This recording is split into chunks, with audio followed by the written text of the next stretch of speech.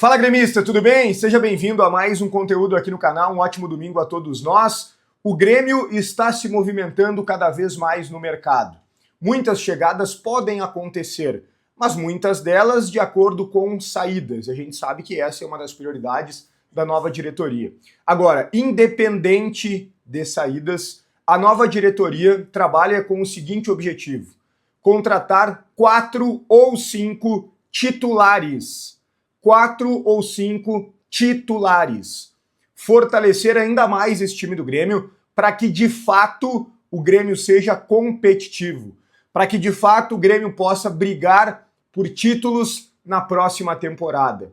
Tudo isso com o trabalho óbvio do executivo Paulo Pelaipe, mas também com uma ajuda muito importante do investidor Celso Rigo, que tem o seu filho hoje como vice-presidente do Grêmio. Ele não vai colocar todo o dinheiro, mas ele vai ajudar sim numa boa parte. E a outra parte, o Grêmio vai buscar com recursos próprios. Um trabalho que já está sendo feito pelo CEO Alex Leitão. A gente detalha esses 4 ou 5 reforços na mira, né?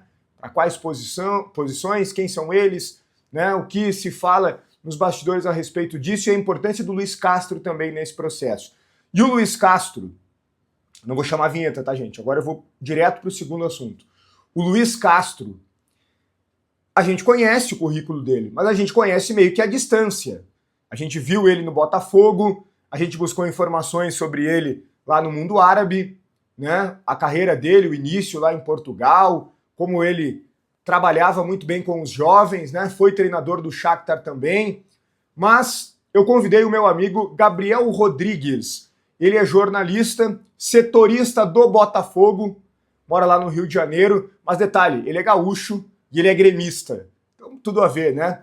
O Gabriel fez um relato sobre a passagem do Luiz Castro pelo Botafogo, trazendo muito mais do que aquilo que a gente viu à distância, trazendo detalhes e trazendo contexto. Porque às vezes a gente olha para alguma situação, né? Ah, mas aqui ele foi mal. Sim, mas tem um porquê. Ele foi mal, daqui a pouco, por isso, por aquilo, daqui a pouco nem é responsabilidade dele. Então vamos ouvir o Gabriel Rodrigues, meu amigão lá do Rio de Janeiro, porque ele vai falar bastante sobre a passagem do Luiz Castro lá pelo Botafogo. Fala, Gabriel! Fala aí, Bruno, tudo bem? Aqui é o Gabriel Rodrigues, setorista do Botafogo aqui no Rio. Estou aqui para falar sobre o Luiz Castro, acho que é o futuro técnico do Grêmio, sobre o que a torcida do Grêmio pode esperar sobre ele.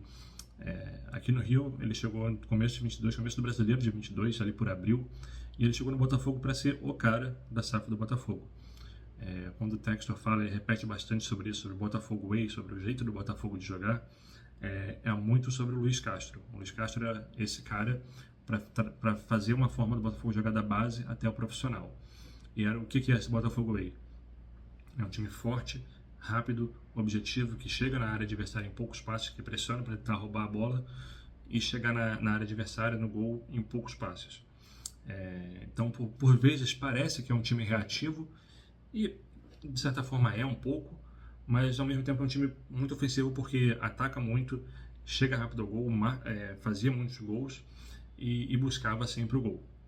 Eu acho que um exemplo claro assim do que era esse Botafogo Way ali de 2023, que já nem era mais o Castro, ele tinha acabado de sair, e que vocês aí do Sul vão lembrar bem, é aquele jogo na Arena do Grêmio. Era o Caçapa já, o Castro, foi o segundo jogo depois do Castro sair, mas é aquele Botafogo 2-0 no Grêmio na Arena, que o Grêmio jogou muito bem, o Soares jogou muito bem, mas o Botafogo ganhou de 2-0.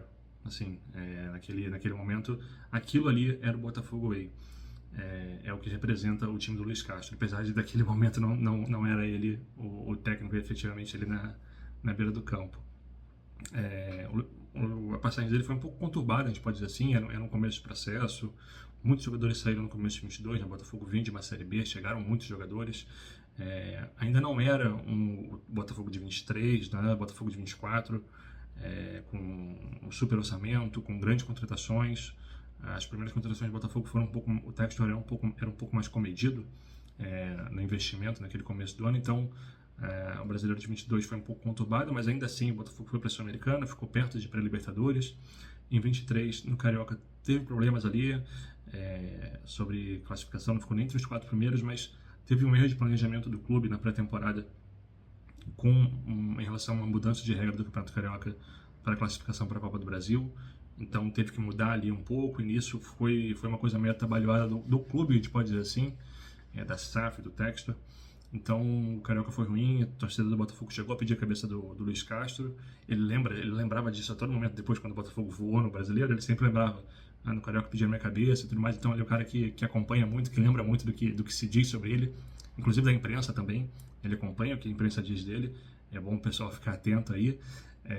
Mas é isso, o Luiz Castro acho que tem tudo para fazer um grande trabalho, um técnico que não tem um currículo tão extenso assim, mas com tempo, eu acho que esse é um ponto importante. Tem que ter tempo para trabalhar, tem que ter tempo de entendimento e tem que ter tempo de entendimento sobre o que é o Luiz Castro. Não dá para esperar um Arthur Jorge, não dá para esperar um Abel Ferreira, um Leonardo Jardim.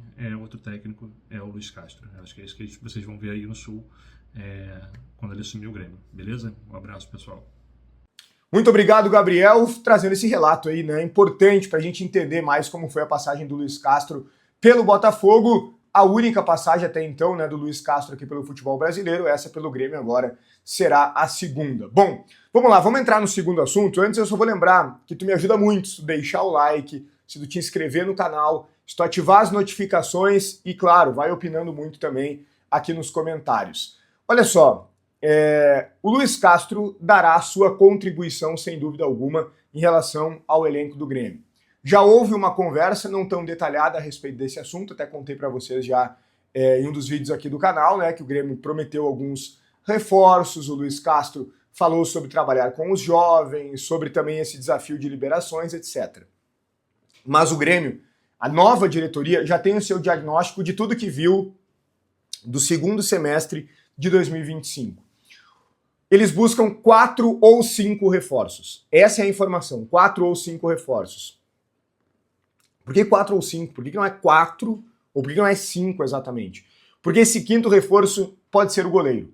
O Grêmio, como vocês sabem, tem uma negociação já em andamento com o Everton, que já esteve mais próxima de fechar, mas não está distante, está em andamento. O Grêmio precisa convencer o Everton a baixar a pedida, tem a questão da liberação do Palmeiras, mas o Everton é o nome para o gol.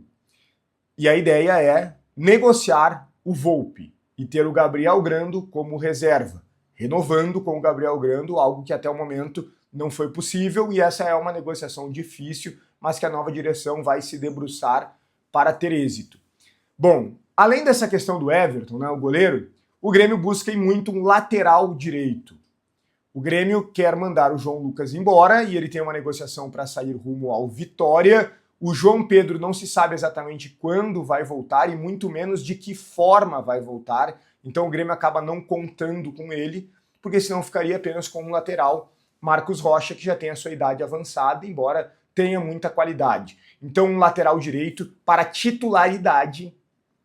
O Grêmio olha para um volante parceiro do Arthur, olha para um camisa 10, e essa é uma das prioridades, porque dentro dessa lista são duas prioridades. Um camisa 10, né, o meia armador, e também a figura do atacante, principalmente de lado.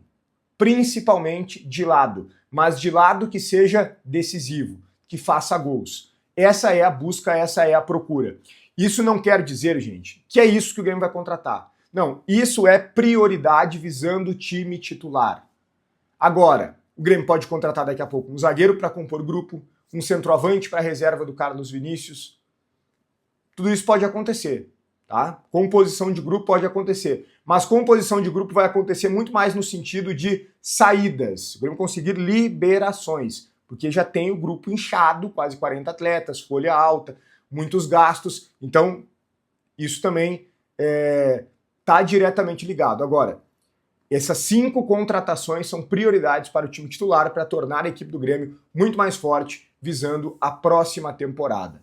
Goleiro, lateral direito, volante, meia armador e um ponta, até porque o Kike Oliveira deve sair e o Alisson foi vendido para o Aston Villa da Inglaterra. Embora o Grêmio não tenha oficializado ainda, né? Faltam alguns detalhes aí. Ok?